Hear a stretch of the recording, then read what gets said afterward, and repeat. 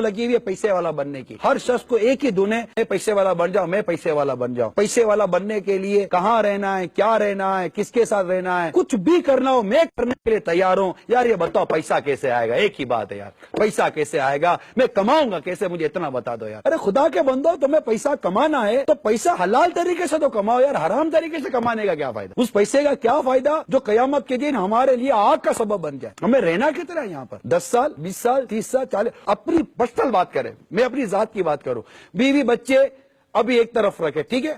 मेरी 20 से 22 साल की जिंदगी तो खाली पढ़ाई में निकल गई, कुछ भी नहीं किया। 20-22 साल की जिंदगी इसी में निकल गई। 18-19 साल का हुआ तो कारोबार करो, कामकाज करो, नौकरी करो, कल शादी होगी, अच्छा भाई करते हैं। अब बाद पढ़ाई में और इसी चीजों में निकल गए।